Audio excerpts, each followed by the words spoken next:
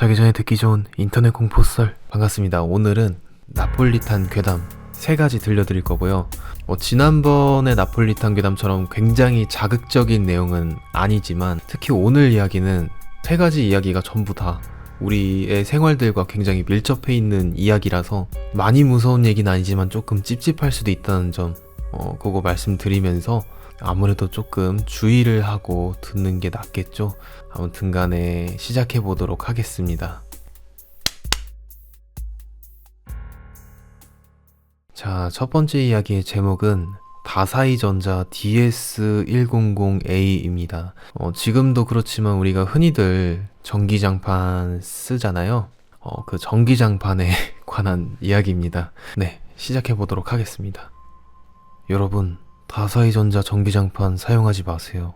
더 이상 피해자가 생기면 안 됩니다. 다른 제품들은 멀쩡한데 이것만 그러는 건지 아니면 전기장판이라는 물건 자체가 문제인 건지는 아직 밝혀지지 않았습니다. 그래서 국내외를 가리지 않고 시판되는 제품을 계속 구매 분석 중입니다. 추가 정보가 나오면 계속 공지하겠습니다. 아무튼 여러분, 분명한 것은 전기장판이라는 것이 애초에 존재해서는 안 될지도 모르는 물건이라는 겁니다. 여태껏 왜 아무도 몰랐나 싶을 정도로 그 구조를 조금만 들여다보면 누구나 이상한 걸 눈치챌 수 있습니다. 아니요, 시덥잖은 전자파 얘기를 하려는 게 아닙니다. 그런 뻔한 이야기였다면 이렇게 발벗고 나서진 않았을 겁니다. 제가 사용한 다사이전자 DS100A입니다. 적어도 이 모델명만큼은 확실하니까 꼭 기억해 두시기 바랍니다. 처음 이 제품을 구매한 것은 2년 전 겨울이었습니다. 치솟는 난방비가 부담되어 처음으로 전기장판을 사용해보기로 한 것이죠. 당시에 다사이전자 전기장판이 가성비 최고라는 글이 카페에 많이 돌았습니다. 타사 대비 꽤 많은 간증글에 믿고 구매를 했던 것입니다. 물론 첫 한 달여 동안은 몸에 아무런 이상 징후가 없었습니다. 아니, 못 느꼈다고 표현하는 게 맞는 것 같군요. 제 몸은 정말 티가 안 나게 서서히 망가지기 시작했습니다. 그리고 시간이 갈수록 악화하는 속도가 점점 빨라지더군요. 결론부터 말하면 전기장판을 켜두고 자는 것은 스스로 명줄을 깎는 행위입니다. 믿기 어렵겠지만 제 말을 끝까지 읽어주시기 바랍니다. 그리고 전기장판을 쓰기 전 자신의 몸이 어땠는지 한번 떠올려 보세요. 가장 먼저 이상해진 것은 감각이었습니다. 어느 날 소리에 유난히 예민해졌습니다. 분명하게 체감할 수 있을 정도로 말입니다. 냉장고 모터 소리, 윗집의 발망치, 창틀로 스며드는 바람소리 등 미세한 소리가 유독 귀에 꽂혔습니다. 그때까지만 해도 단순히 피곤해서 그런 것으로 치부했죠. 그런데 어느 날 자려고 장판을 켜고 눕는 순간 이상한 감각이 저를 덮쳤습니다. 이 몸의 축이 뒤집혔다고 표현해야 할까요? 제가 똑바로 누웠는지 반대로 누웠는지 분간이 안 되는 겁니다. 정말 그런 건 처음 느껴봤어요. 분명 눈으로는 앞이 보이는데 몸이 중심을 못 잡아서 어깨를 조금만 움직여도 몸이 계속 굴러가는 착각이 들었습니다. 심지어 왼손과 오른손 구분이 불가능했고 다리를 들었다고 생각했는데 상체를 일으키더라고요. 그런 상태로 누워서 허우적대다 보니 얼마 뒤에는 눈이 이상해졌습니다. 정확하게 말하면 눈꺼풀이었죠. 양쪽 눈이 제멋대로 움직이고 깜빡이기 시작했습니다. 제 의지와 다르게 움직이니까 정말 당황스럽더라고요. 게다가 심장이 계속 두근대면서 그 소리가 제 머리까지 전달되었어요. 동시에 높은 곳에서 떨어지면 느낄 법한 내장이 확 쏠리는 느낌을 받았고요. 40살 평생 이런 증상은 처음입니다. 정말 다음날 못 깨어나고 죽겠구나 싶었습니다. 정말 그렇게 확신했어요. 분명 눕기 전까지만 해도 멀쩡했는데 혹시 감기 몸살이 이렇게 갑자기 오기도 하나? 아무래도 큰 병에 걸린 모양이다. 제 생각은 이렇게 계속 흘러갔습니다. 어차피 내 의지대로 움직이지도 못하는 거 최소한 쪽팔리는 자세로 죽지는 말자라고 생각하고 체념한 채 죽음을 기다렸어요. 그렇게 정신을 차리고 보니까 배 위에 양손을 가지런히 모으고 자고 있었더군요. 다행히 사지도 제가 의도한 대로 잘 움직였고 눈도 이상 없었습니다. 다만 이불과 베개 등 심구는 물론이고 얼굴과 손바닥도 피로 범벅이 되어 있었어요. 꼭 칼부림 피해자라도 된 것처럼 말입니다. 대체 어디서 피가 났지 싶어서 얼굴과 몸을 더듬더듬 하는데 나중에 보니까 코더라고요. 그때까지도 코에서 피가 조금씩 새어나오고 있었던 겁니다. 참 사람이 간사한 게 그걸 인지하고 나니까 몸이 급속도로 무거워지는 겁니다. 기력도 떨어지고요. 자고 일어났더니 하루 만에 30년은 늙어버린 것처럼 거동이 매우 불편해졌습니다. 저 정말 그때까지도 큰 병에 걸렸다고 확신했습니다. 하지만 온갖 병원을 돌아다니며 정밀 검진을 받았음에도 단지 체력적으로 많이 떨어졌을 뿐이지 특별한 요인을 찾지 못했고, 저는 그렇게 떠돌이처럼 이 병원 저 병원을 전전하며 방황했어요. 특히 제가 그날 겪었던 일에 대해서 만나는 의사마다 열심히 설명을 드렸죠. 그랬더니 돌아오는 소견이 뭔지 아십니까? 저더러 환청이나 환각을 겪고 있을 가능성이 있답니다. 저를 못 믿는 거잖아요. 지금 저더러 정신과나 가라는 거 아닙니까? 그래서 저는 스스로 해결하기로 했습니다. 내 주변에 있는 모든 것을 닥치는 대로, 잡히는 대로 조사했어요. 나에게 스트레스를 주는 것, 건강에 악영향을 미치는 것, 우리 집의 수돗물 염소 농도까지 말입니다. 그렇게 백방으로 알아봤건만 이렇다 할 원인은 못 찾았습니다. 그러는 사이에 증상은 더 심해졌고 저는 정말 꼼짝없이 죽겠구나 싶었어요. 그래서 그때부터 내가 가진 것들을 하나둘 버리기 시작했어요. 장판과 벽지도 뜯어버렸습니다. 옷은 잠옷만 남겼어요. 어차피 기력이 딸려서 돌아다니지도 못하는데 있어봤자 어디에 쓰겠습니까? 다음은 가전제품이었습니다. TV, 밥솥, 세탁기, 건조기, 컴퓨터, 노트북, 태블릿, 핸드폰 전부 다 버렸어요. 그때까지도 제 상태는 비슷했습니다. 그런데 딱 하나, 다사이전자 DS100A를 버리고 난 이후로 모든 건강이 정상적으로 돌아왔습니다. 그간 내가 했던 행동들이 무색하게도 말입니다. 물론 정상으로 돌아왔다는 걸 체감하기까지도 몇 개월이나 소요됐어요. 그리고 또 하나 깨달았죠. 나의 정신 상태에 관하여 정상이 되고 나서야 알았습니다. 그동안 제정신이 아니었다는 것을요.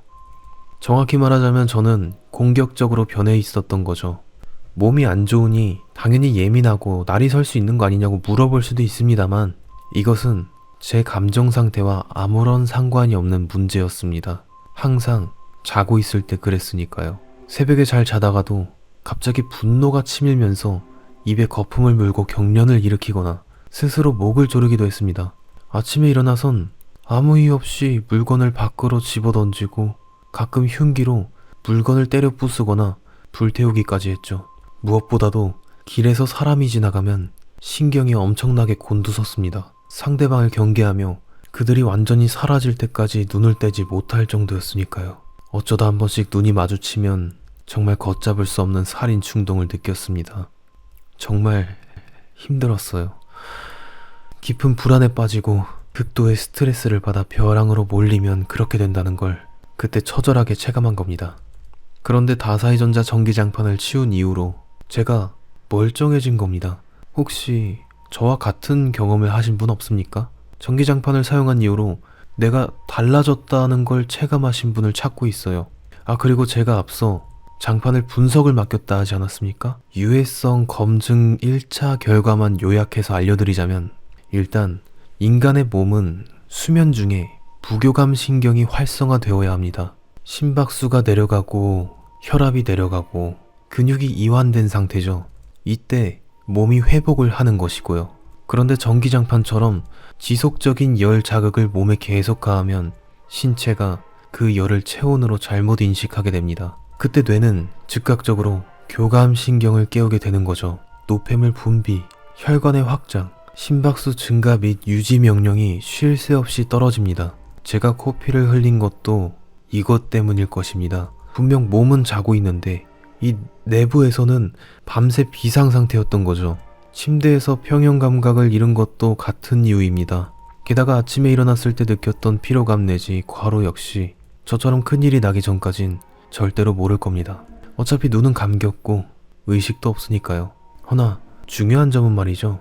이게 전기장판 전부의 문제냐 아니면 DS100A만의 문제냐가 관건입니다. 그게 저도 궁금해서 타사 제품을 사서 비교까지 해봤어요. 하지만 다른 제품들은 별 증상이 없었어요. 적어도 제 몸에서는 말이죠. 하지만 다사이전자 DS100A를 다시 꺼내자 3일 만에 몸이 급속도로 나빠지기 시작했습니다. 물론 이게 제 몸이 유난히 그 제품에만 반응하는 것인지 아니면 구조 자체가 다른 것인지 단정짓기는 어렵습니다. 틀린 이야기를 뿌리고 다니면 안 되는 거니까요. 그래서 그날 이후로 지금까지 저는 다사이전자 DS100A만 41개를 모았습니다. 그리고 장판 내부를 다 뜯어보았죠. 다른 제품들과 열선 배열 자체가 다르더군요. 보통 전기장판은 열선이 면 전체에 균일하게 분포되어 있단 말이죠. 그런데 DS100A는 중앙부 밀도가 높아요. 정확히 말하면 누웠을 때 척추가 닿는 라인, 흉추에서 요추까지요. 그렇다면 장판에 누웠을 때 느낌이 와야 하는데 도대체 왜 못 느낀 걸까요? 애초에 장판 설계를 왜 그런 식으로 했던 걸까요? 이건 단순 설계 실수일까요? 아니면 의도된 걸까요? 다만 중요한 사실은 척추 주변에 자율신경계 신경절이 밀집해 있다는 겁니다. 교감신경 줄기가 전부 거기를 지나가는데 거기에 6시간, 8시간 동안 집중적으로 열을 가하면 자율신경이 자연스레 반응할 수밖에 없다는 겁니다. 하지만 자는 사람은 그걸 인지할 수 없는 거고요. 제가 스트레스에 취약해진 원인도 알아냈습니다. 수면 중 교감신경이 반복적으로 자극을 받으면 코르티솔 수치가 만성적으로 올라가게 돼요. 코르티솔은 스트레스 호르몬입니다. 그게 매일 밤 자는 내내 쉬지 않고 나오는 겁니다. 코르티솔이 만성적으로 높으면 편도체가 과활성화됩니다. 편도체는 뇌에서 위협을 감지하는 부위고요. 그런데 그런 부위가 과활성화됐다? 그럼 위협이 없는 상황에서도 위협을 받고 있다고 인식을 하는 겁니다. 병원에 가면요, 스트레스 지수가 높으신 것 같습니다. 좀 쉬시는 게 좋아요. 약을 드시거나 상담을 좀 받아보시죠. 이따위 말이나 하고 끝이에요. 그때 극심한 살인 충동을 느꼈습니다. 천만다행으로 그 욕구를 누르고 이처럼 헛소리나 하는 의사들의 의미 없는 치료를 믿으며 나와의 싸움에서 죽어라 버텨왔던 겁니다. 그러던 어느 날 한 신경과에서 뇌검사를 진행했고 결과를 받았습니다. 자율신경계 이상, 평형 감각 상실, 과흥분 상태, 평균 심박수가 매우 높고 심장 안정도가 매우 낮은, 그리고 교감신경도 비정상적으로 항진되어 있다고 했습니다. 쉬는 상태에서도 몸이 계속 스트레스 반응을 하는 거죠. 원인을 물으니 만성적 수면장애가 의심된다고 했습니다. 그런데 저는 잠을 잘 잤거든요. 매일 최소 8시간 수면을 실천해왔단 말이죠. 다사이전자 DS100A 위에서요. 그래서 저는 그 제조사에 전화를 했어요. 다사이전자예요. 고객센터에서 담당자로 넘어가자 바로 DS100A 열선 배열 구조부터 물었습니다. 그런데 다음날 법무팀에서 전화가 왔어요. 왜 법무팀에서 왔을까요? 일단 통화를 했죠. 그들의 질문은 짧았습니다. 어떤 부분이 문제라고 생각하십니까? 이렇게요. 그래서 저는 척추라인 열선 밀도와 자율신경계 자극 가능성에 대해서 전달을 했습니다. 그러자 그쪽에서 잠시 말이 없더니 확인해 보겠습니다. 이와 같은 지지부진한 말을 하곤 끊어버렸어요. 그리고 다시는 연락이 오지 않았죠. 몇 개월간 전화를 시도해봤지만 첫 전화 이후로 제가 블랙리스트에 오르기라도 했는지 전화 연결이 되지 않았습니다. 심지어 어떻게 알고 차단했는지는 몰라도 제 주변인들, 그러니까 가족, 친구의 번호까지 전부 다사이전자 고객센터와 전화 연결이 안 되는 겁니다. 그래서 하루는 길 가는 사람에게 양해를 구하고 전화를 걸었습니다. 바로 받더라고요. 하지만 제 목소리를 확인하자마자 바로 끊어버렸습니다. 이후로는 다사이전자가 아닌 다른 상호명으로 물건을 파네요. 제가 어떻게 되는 한이 있어도 계속해서 추적하고 공지하고 업데이트 하도록 하겠습니다. 지금은 스타리빙 의료기, 전자파 걱정 없는 척추 온열 매트 SBNNC700이라는 이름으로 DS100A와 동일한 디자인의 제품을 아직 판매하고 있습니다. 스타리빙이나 스타리빙 의료기 등등의 이렇게 명시된 상호명을 검색해도 관리되는 회사의 정보를 찾을 수가 없었습니다. 다시 한번 강조하겠습니다. 저는 모든 전기장판이 같다고 단정 짓는 게 아닙니다. 정말로 DS100A만 그랬던 건지 아직 모릅니다. 적어도 제 경험에 한해서는 그 제품이긴 했습니다. 그래서 조심하라고 글을 쓰는 거예요. 지금부터 아래에 하나라도 해당이 된다면 당장 전기장판 모델명 그리고 상호명을 확인해 보시길 부탁드립니다.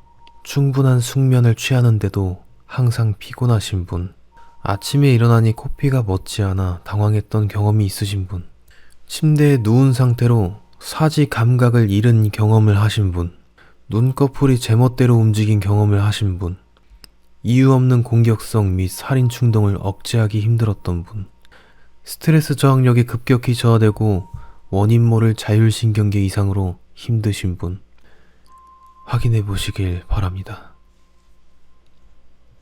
자, 여기까지였는데 일단은 뭐 굳이 확인할 필요는 없습니다. 이거는 괴담은 그냥 괴담이니까 이렇게 보시면은 이 안에 이 회색이 전기 매트인데 요거가 없으면요 진짜 겨울 나기가 힘들어요. 여기가 이제 제 집이 이제 주택이라서 좀 쌀쌀합니다. 좀 추워요. 사실 지금도 좀 추운데 그렇다고 보일러를 틀자니 난방비가 걱정이 되고 그렇다고 온풍기를 틀자니 뭐 코랑 입이 건조해가지고 다음날 갈라지고.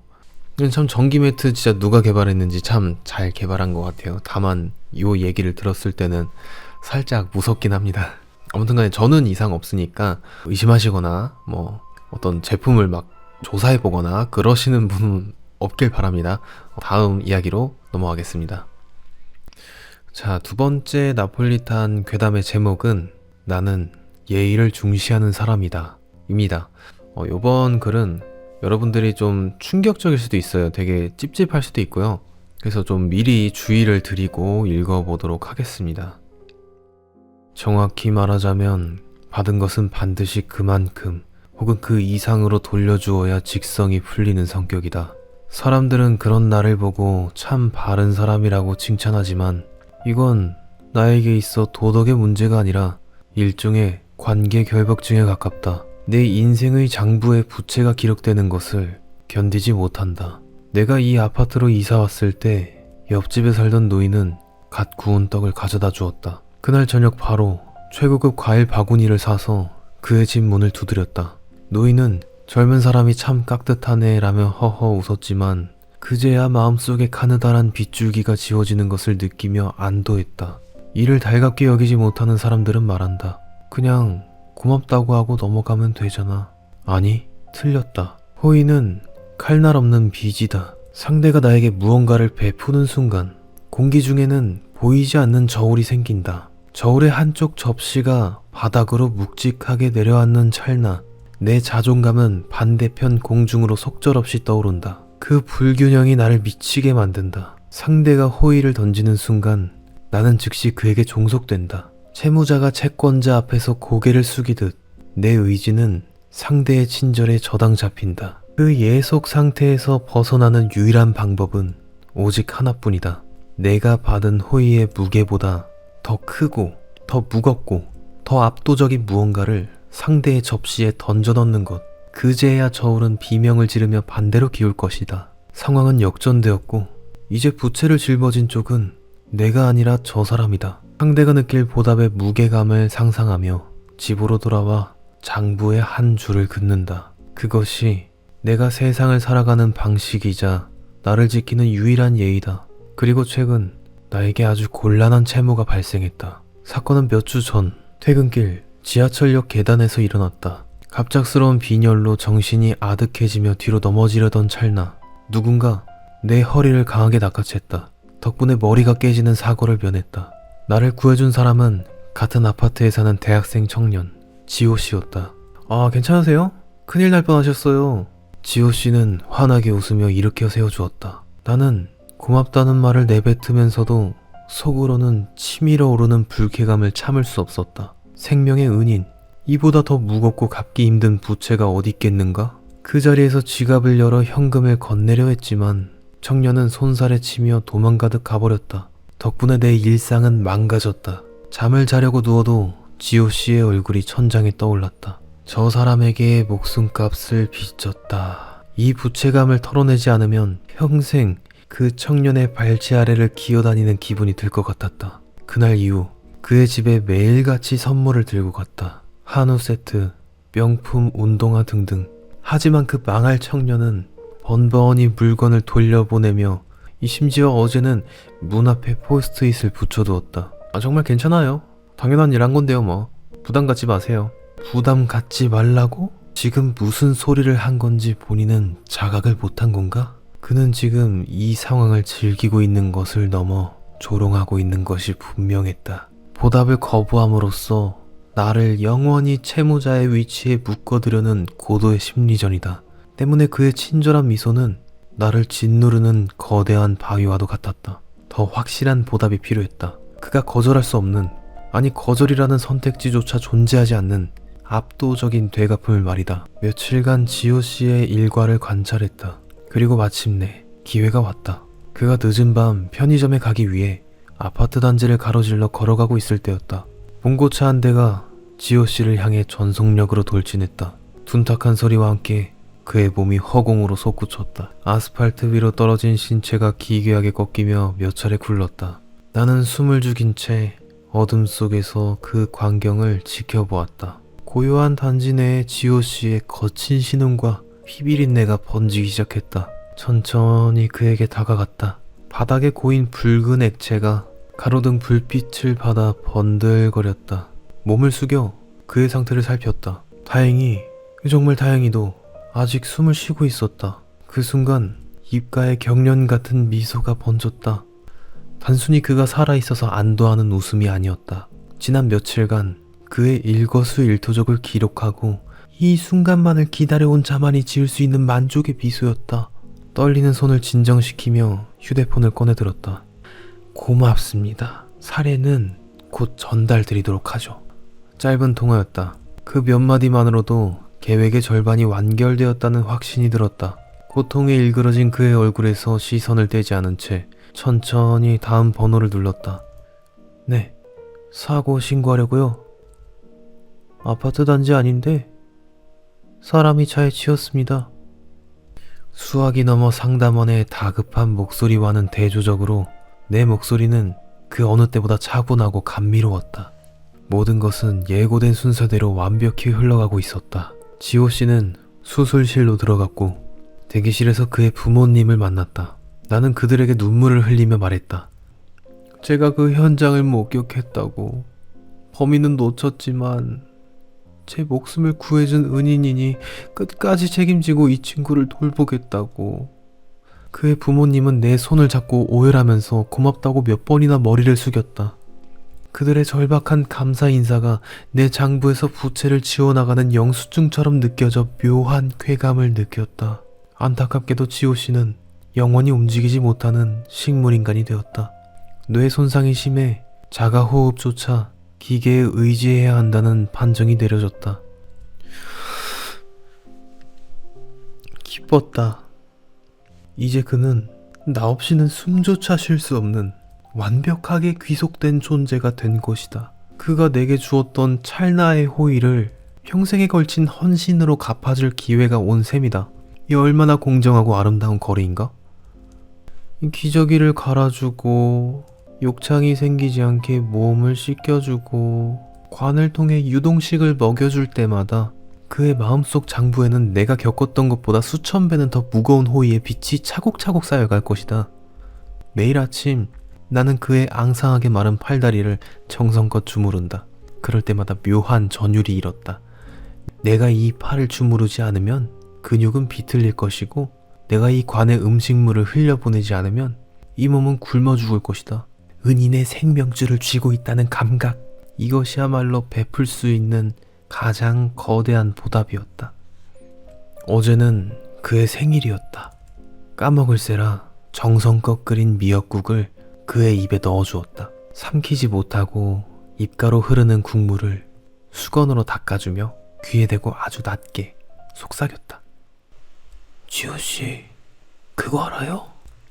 당신이 그때 나를 구해주지 않았더라면 나는 지금쯤 죽어서 이 즐거움을 몰랐을 거예요. 의식 없는 청년의 눈가에서 눈물이 한 방울 뚝 떨어졌다. 의사는 단순한 생리 현상이라고 말하지만 나는 안다. 그는 지금 지독한 부채감에 압도되어 울고 있는 것이다. 그 눈물이 바닥이 닿기도 전에 자꾸만 새어나오려는 그 웃음을 참아야 했다. 침대 옆 의자에 깊숙이 몸을 묻고 어둠 속에서 천천히 사과를 깎기 시작했다. 끊기지 않고 길게 늘어지는 빨간 사과의 껍질이 마치 우리가 맺은 영원한 채무 관계처럼 보였다. 나는 다시 한번 솟구치는 웃음을 눌러 참았다. 잘 자요?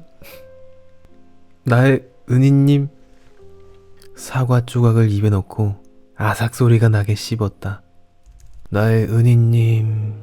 아니지, 이젠 최무자님의 호흡기에서 새어나오는 그 일정한 기계음이 마치 나를 향한 찬사처럼 감미롭게 들려왔다.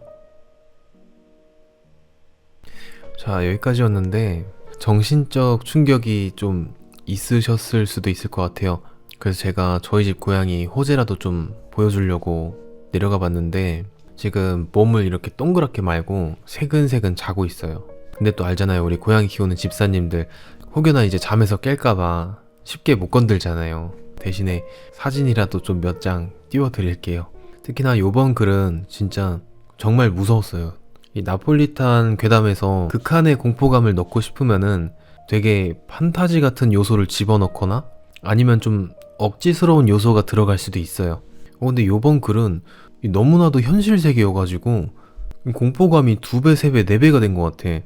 귀신이고 뭐고 사람이 제일 무섭다 라는 결론이었습니다. 여러분들도 우리 채널 나폴리탄 좋아하시는 분들 제가 주기적으로 업데이트 할 테니까 재밌게 보셨다면 구독, 좋아요, 하이프 눌러주시면서 다음 글로 넘어갈게요.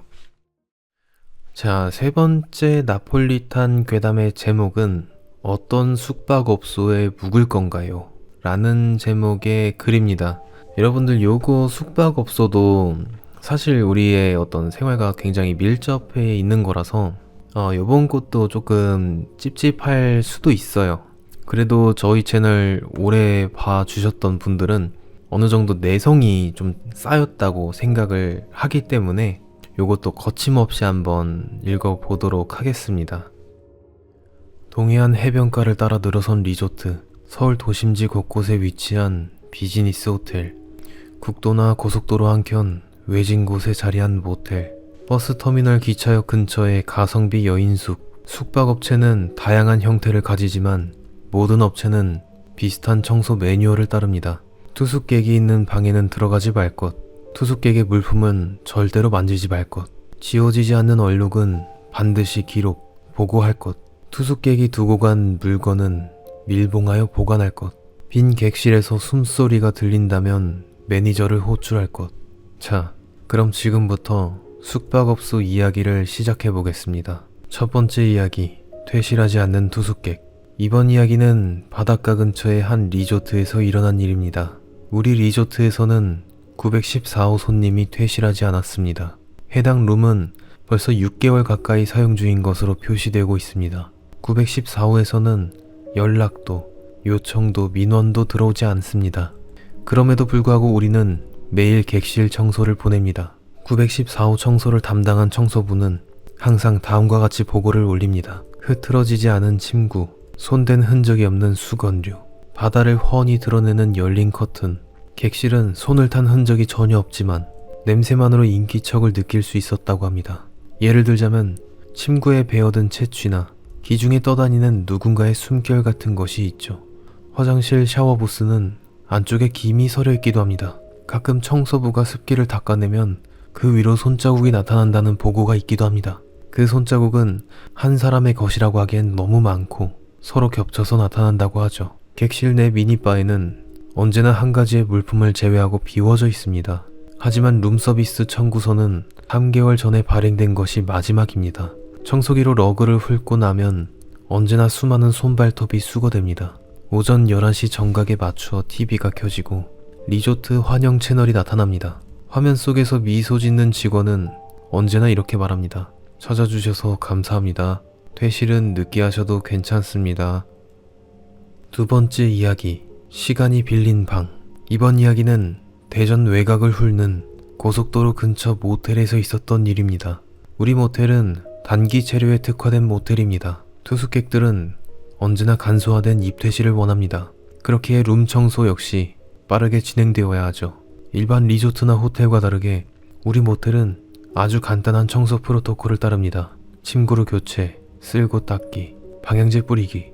203호실에 생긴 얼룩은 어떻게 해도 지워지지 않았습니다. 이것은 혈액이나 정액 같은 것이 아니었죠. 잿빛의 물질은 기름진 것으로 분명 인체에서 나온 것이었습니다. 침대 헤드를 닦던 중 헤드와 매트리스 사이에 발견된 것들입니다. 머리끈으로 묶은 머리칼 뭉치, 네일아트 등에 사용되는 가짜 손톱, 사용한 물티슈 쓰레기, 침대 위에 걸린 거울은 반사되는 상을 몇 초 느리게 보여줍니다. 청소부가 거울에 대고 손을 흔들어도 상은 몇 초간 움직이지 않는다는 거죠. 하지만 무엇보다 이상한 것은 이 모텔에 있는 방명록입니다. 방명록에는 언제나 같은 이름이 같은 방에 투숙했다는 기록이 적혀 있습니다만 그 글씨체는 모두 다릅니다. 그리고 모든 방명록이 다음과 같은 문장으로 끝납니다. 입실했을 때 방 상태는 깨끗했습니다. 청소가 진행되는 동안 벽을 타고 신음소리가 전달되는 경우도 자주 있습니다. 이는 쾌락보다는 지친 듯한 소리에 더 가깝죠. 청소부가 일을 마치고 나가면 방은 깨끗한 상태가 됩니다. 그리고 곧이어 얼룩이 나타나기 시작하죠. 막 생겨서 따뜻한 온기를 품은 얼룩이 말입니다. 세 번째 이야기, 턴다운 서비스. 이 이야기는 증권사가 즐비한 한 도심지의 비즈니스 호텔에서 있었던 일입니다. 턴다운 서비스는 오후 7시에 제공됩니다. 1508호실에는 남성 투숙객이 홀로 투숙 중입니다. 그는 어떤 요청도 하지 않는 아주 조용한 투숙객이었습니다. 1508호실 내부에서는 다음과 같은 것들이 발견되었습니다. 열려있는 노트북, 깔끔하게 걸려있는 정장, 갓 사용한 듯 습한 화장실. 청소부가 침구를 갈고 쓰레기통을 비웠습니다. 쓰레기통 안에는 다음과 같은 것들이 있었습니다. 갈갈이 찢긴 문서, 휴지에 둘둘 말린 손톱, 얼굴을 긁어낸 사원증. 청소부는 객실을 정비하던 중 샤워실 하수구에서 물이 빠지는 소리를 들었습니다. 곧이어 하수구 배관을 타고 이런 소리가 들렸다고 보고하였습니다. 업무가 너무 많아. 거울 앞에 선 청소부 뒤로 투숙객의 모습이 비쳤습니다만 청소부가 입실할 때에는 아무도 없음을 확인하였습니다. 밤 8시 프런트에서 1508호실로 전화를 걸었습니다. 왜 아직 객실 정돈 보고가 없죠? 하지만 청소부는 보고할 수가 없었습니다. 그녀가 정돈하는 동안 침대 시트가 다시 구겨지고 있었기 때문입니다. 이미 침대 주인이 돌아온 것이었죠. 네 번째 이야기, 유아 동반 객실이 있는 층. 이번 이야기는 제주도에 위치한 유아 친화적 리조트에서 있었던 일입니다. 유아 음료, 선크림, 사탕류가 제공되는 가족실은 특정 이유로 사용이 금지되었습니다. 602호실 역시 가족실로 표기되어 있습니다. 602호 내부에 들어가면 다음과 같은 상태임을 확인할 수 있습니다. 벽에 그려진 크레용 낙서들, 무언가를 흘린 듯한 끈적한 바닥, 유아 손높이에 찍힌 무수히 많은 손자국, 화장실에 딸린 거대한 욕조에는 정체를 알 수 없는 검은 액체로 가득합니다. 그 위로 유아용 장난감이 천천히 떠다니고 있습니다. 화장실 거울에는 손자국이 가득합니다. 그 손자국은 하나같이 작고 소중합니다. 침대 아래에는 급하게 벗어던진 양말이 머리카락과 엉켜 있습니다. 602호실을 담당한 청소부는 업무 중에 아이들이 웃는 소리를 들었다고 보고하였습니다. TV는 리모컨에 배터리가 없음에도 저절로 켜져 만화 채널을 찾습니다. 방영되는 만화에 등장하는 캐릭터는 내용과 종류에 상관없이 모두 카메라를 응시합니다. 602호실을 거쳐갔던 모든 청소부가 같은 내용을 보고에 포함하였습니다. 청소 업무를 시작하면 TV가 저절로 켜졌으며 청소가 끝날 때까지 만화에 나오는 모든 캐릭터가 나의 업무 과정을 감시하듯 지켜보았다. 룸에 딸린 테라스는 나무 바닥으로 되어 있으며 그 위에는 갓 물놀이를 하고 나온 듯 아이의 발자국이 쉼없이 찍히고 있습니다. 게스트 방명록에 따르면 602호실이 폐쇄되기 직전 방문한 가족이 여행 중 행방불명이 되어 퇴실하지 못한 것으로 알려졌습니다. 그들이 처음 리조트를 방문한 이후로 약 10년이 흘렀지만 602호실의 마지막 유아 손님은 아직도 유아로 머물러 있는 듯 합니다. 다섯 번째 이야기, 컨벤션 호텔. 마지막 이야기는 섬 지역에 있는 컨벤션 호텔의 이야기입니다. 우리는 컨벤션 호텔 특성상 많은 컨퍼런스가 열리는 호텔입니다. 그렇기에 대규모 객실 정비가 한 번에 진행되기도 하죠. 최근 객실 정비 중 층 전체를 청소하는 경우가 있었습니다. 그때 2217호실에서 발견된 것들입니다. 사용된 커피 컵 여럿, 사용한 휴지 조각 여럿, 땀 및 침자국이 선명한 베갯잎. 쓰레기도 쓰레기지만 무엇보다도 룸에서 나오는 냄새가 어마어마한 것이었습니다. 청소부가 청소를 진행하던 중 책상 밑에 웬 남자가 쪼그리고 숨어있는 것을 발견하고 급히 프런트로 보고하였습니다. 남자는 건강상으로 문제가 없어 보였으나 제발 경찰에 신고하지 말아달라면서 그의 사정을 늘어놓았으며 그 내용으로 짐작할 때 정신상의 문제가 있는 듯 하였습니다. 그는 몇 주째 그 방에 숨어 있었으며 22층의 모든 객실이 매일 밤 객실 호수를 바꾼다고 하였습니다. 장기 투숙객의 경우 방이 스스로 투숙객의 새 방을 직접 배정해준다고 합니다. 남자가 말하는 동안 전혀 문제가 없었던 등이 깜빡였습니다. 복도로 향하는 현관문이 저절로 열리고 닫히기를 반복하였습니다. 지진이라도 난 듯 청소 카트가 복도를 따라 휘청댔습니다. 남자는 갖은 현상이 일어남에 따라 비명을 질러댔습니다. 이후 잠잠해진 틈을 타 방을 탈출한 청소부는 이후 자신이 나온 방의 객실이 2217호가 아닌 2201호였다고 진술하였습니다. 하지만 2201호도 2217호도 남자는 없었습니다. 다음날 컨퍼런스를 앞둔 22층의 전 객실이 깨끗함을 확인하였습니다. 계획에 차질 없이 컨퍼런스 인원들이 입실하였으며 그들이 투숙하는 내내 불만사항은 접수되지 않았습니다. 숙박업소는 집과 달리 다양한 사람이 지나가는 곳입니다. 우리는 그것을 인지하면서도 처음 보는 룸을 제 집처럼 편하게 사용하죠. 그곳에서 누군가가 어떤 짓을 했는지 알 수 없는데도 말입니다. 깨끗한 객실 청소를 거쳐 손님을 맞이하는 객실은 과연 어떤 과거를 품고 있을지 생각해 본 적이 있나요? 형태는 다양하지만 결국 불특정 다수가 단시간 사용한 공간. 당신은 다음 여행을 위해 어떤 숙박업소에 묵을 건가요? 자, 여기까지였습니다. 중간에 좀 읽으면서 깜짝 놀랐던 게 이 청소부 입장에서 진짜 너무 무서울 수도 있겠다 생각이 들었어요. 청소하던 중에 발견된 게 어디 구석에 이제 쪼그리고 숨어있는 남자가 발견됐다고 한 게 좀 무서울 것 같네요. 호텔 청소부로 근무하시는 분들이 어떤 트라우마를 겪을 수도 있는 일이 진짜 현실에서 많이 일어날 수도 있겠다라는 생각이 들었습니다. 그리고 특정 객실이 어떤 과거를 품고 있을지 모르는 거고 어떤 일이 있었을지 모르는 거고 그렇기 때문에 이 마지막 말이 좀 더 되게 공포스럽게 와닿았던 것 같아요. 그래서 저도 이제 나폴리탄 괴담 굉장히 좋아해가지고 좀 글을 연습하고 좀 써보려고 제가 카페 나폴리탄 게시판에다가 제가 쓴 글을 이렇게 적어서 올리고 있어요. 그래서 혹시라도 이제 저처럼 나폴리탄 글을 좀 연습하고 싶다 하시는 분이 있으면은 저희 게시판에다가 써도 좋을 것 같습니다. 카페에 있는 나폴리탄 글들을 한 번에 쭉 읽어보려고 하거든요. 그런 글들이 어디까지나 이제 연습으로 끝날 수도 있어도 또 제가 읽어서 이렇게 표현했을 때 또 다른 느낌이 있을 수도 있으니까 재미삼아 좀 글 쓰는 거 취미 가지신 분들은 저처럼 한번 올리셔도 되고, 나폴리탄 글은요 한 번만 써보면은 다음부터는 쓰기가 쉬워요. 그리고 겁나 재밌어. 저는 요즘 애니 보는 것보다 나폴리탄 글을 쓰는 게 더 재밌어가지고 요즘은 그게 취미인 것 같아요. 모르는 사람이 저한테 정푼 씨는 취미가 어떻게 되세요? 하면은 저는요 나폴리탄 괴담 글을 쓰는 게 취미입니다 라고 당당하게 얘기할 수 있습니다. 그 정도로 제가 좋아한다는 거.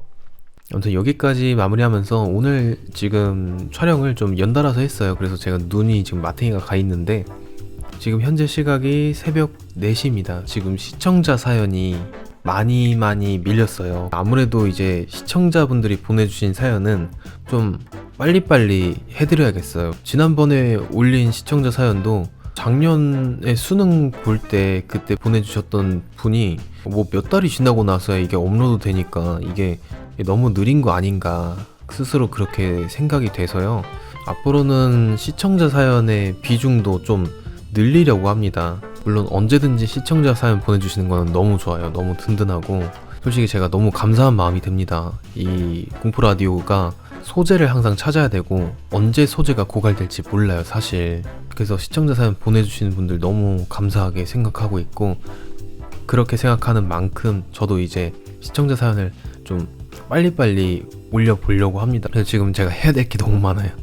공포극장도 해야 되지, 네이트판 해야 되지, 나폴리탄 올려야 되지, 시청자 사연 올려야 되지, 라이브 방송도 준비해야 되지, 그 모든 거 다 편집해야 되지. 저도 제가 봐도 진짜 해야 될 일이 많고 바쁘게 움직여야 될 것 같아가지고 댓글 읽기를 정말 해드리고 싶은데 일단은 여러분들의 댓글을 캡처해서 모아두고만 있습니다. 그래서 또 언제 또 한꺼번에 댓글 읽기 엄청 많이 할 수도 있어요. 그리고 또 푼순이 푼돌이 분들 중에서 또 나폴리탄 좋아하시는 분들 나폴리탄 좀 올려주세요 라고 댓글 달아주시는 그 사소한 것들이 다 모여가지고 저도 나폴리탄에 관심을 가지게 됐고 이렇게 또 재밌는 글들을 더 이렇게 가져오게 됐네요. 그래서 여러분들이 이제 원하시는 거 뭐 말씀하시면은 제가 이렇게 그쪽으로 기운다는 거 알아주셨으면 좋겠고요. 마지막으로 또 저희 채널 멤버십 가입해주신 분들이 엄청 많이 늘어나고 있어요. 너무 행복합니다. 제 의식주가 이제 진짜 비로소 이제 진짜 잘 해결이 되나 그런 생각이 듭니다. 요 일을 하다 보니까 고정 지출이 좀 많이 생겼는데 진짜 여러분들 덕분에 계속 할 수 있겠다라는 그런 희망을 가지게 된 것 같아요. 우리 멤버십 가입자분들 너무 사랑합니다. 자, 그러면 다음 시간에 뵙시다. 안녕.